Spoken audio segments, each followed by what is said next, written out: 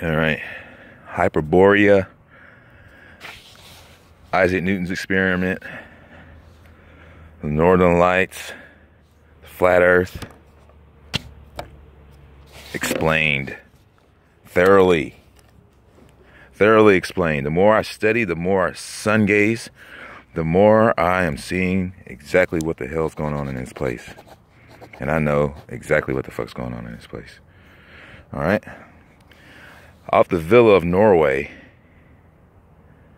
sits a solitary candle in the center of it all, David Bowie. He tells you that he's a black star. Because underneath here, creating polarity between the two suns, is a black sun that sits underneath the Northern Lights. With these two things going on, without this sitting in perpetual twilight and this sun in perpetual motion, there is no astrojet shooting out. That creates a conflection between these two planes of existence. Now, the stars and the sun is all part of what they call the holographic universe, because these stars are being projected down from the celestial waters and the chain of command of the crown, which sits up the most high above us. And below, as they tell you, if you look at the map of Portarices, you'll see that there is a dark black kingdom under here, which is the kingdom of the black sun. It's not hell. Hell is up throughout the Polaris out that way somewhere. And you can get cast down from the top of the crown down to hell, which is outside of this realm. There's no hell in here.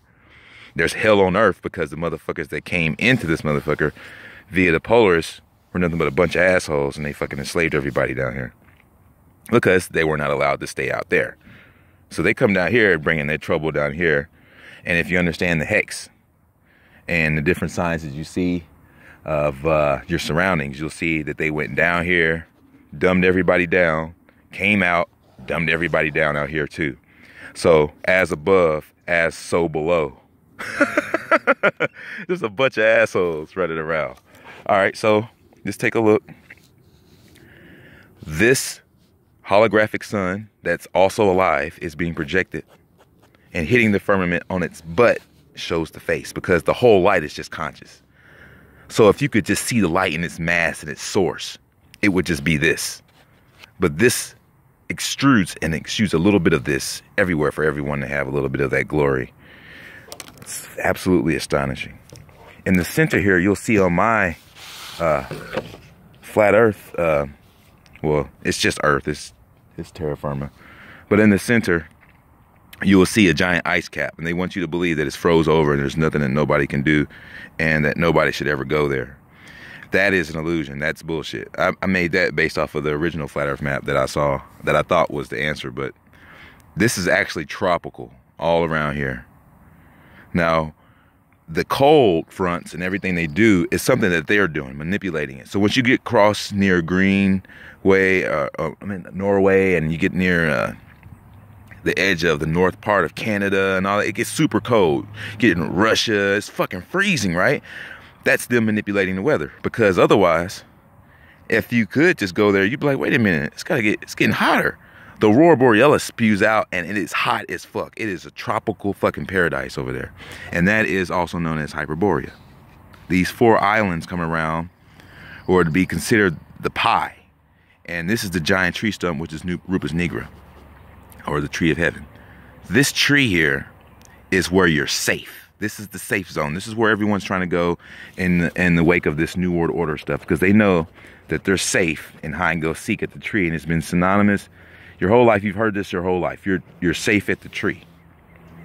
That's where you're safe at. That's why everyone's like, dude, Rupus nigra, let's go. Let's go now. And then on the surface of this electromagnetic, living, ever healing dome, living silica, you have on the surface, which are the fiery fixed stars. And if you check out Fixed Stars for Sale on YouTube, Fixed Stars for Sale, go check it out. You'll see that there's these elongated, twinky, ding-dong looking stars that they fix to the surface. And it operates on a Lenz's law fashion.